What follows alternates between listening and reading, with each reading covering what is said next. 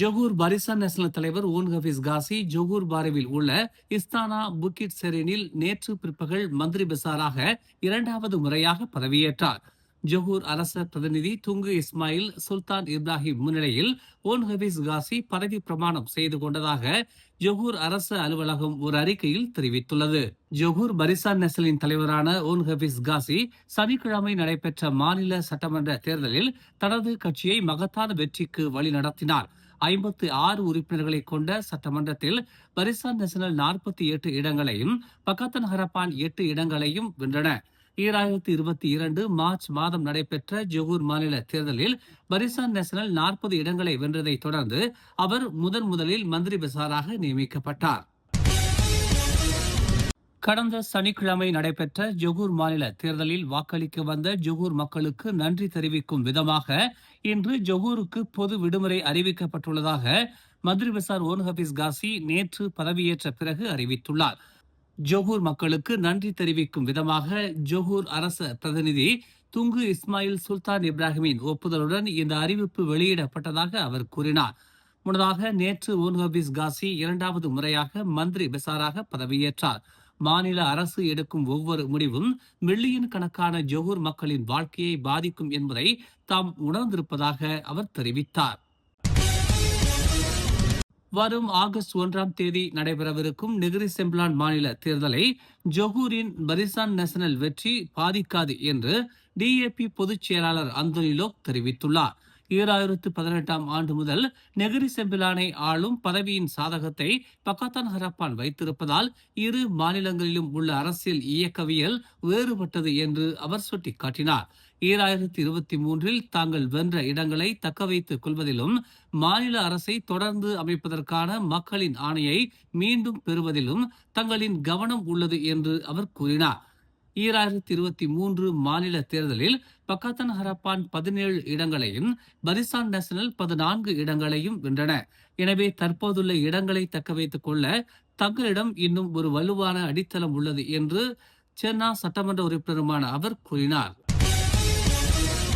Johor மாநில தேர்தலில் Bersatu கட்சியை வீழ்த்துவதற்கு பாஸ் கட்சி பெரும் விலையை கொடுத்தது என்று அம்னோ முன்னாள் உச்சமன்ற உறுப்பினர் புவாட் சர்காசி தெரிவித்துள்ளார்.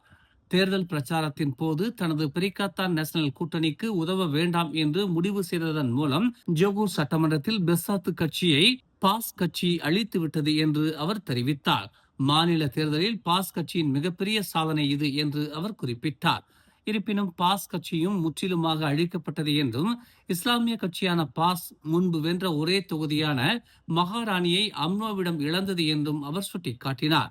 ஜொகூர் தேர்தலில் பாஸ் கட்சி பெரும் விலையை கொடுத்தது. அவர்கள் விசித்திரமான அரசியலை கையாண்டனர். தங்கள் சொந்த கூட்டணி கட்சியையே வீழ்த்த தயாராக இருந்தனர் என்று அவர் குறிப்பிட்டார். இப்போது பாஸ் கட்சி ஒருபோதும் கூட்டாளியாக ஆக்கப்படக்கூடாத ஒரு கட்சி என்பதை நிரூபித்துள்ளது. அதனால்தான் பாஸ் கட்சிக்கு எந்த ஒரு நியமன சட்டமன்ற உறுப்பினர் பதவியும் வழங்கப்படக்கூடாது என்று அவர் தமது முகநூல் பதிவில் தெரிவித்துள்ளார்.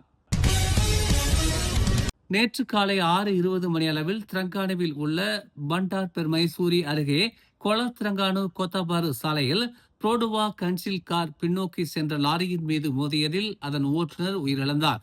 62 வயதான உத்மான் அப்துல்லா மார்பில் ஏற்பட்ட காயங்களால் மருத்துவமனையில் உயிரிழந்ததாக சத்தியு காவல்துறை தலைவர் ஜாரில் அஸ்ரி ஜைன் தெரிவித்தார். லாரி பிரதான வீதியில் திரும்பிய பின்னர் வாகனத்தை நிறுத்துவதற்கு பின்னால் சென்ற போது இந்த விபத்து இடம்பெற்றுள்ளது. ஜொகூரில் உள்ள சிகாமட்டைச் சேர்ந்த 32 வயதான லாரி ஓட்டுநருக்கு காயம் எதுவும் ஏற்படவில்லை.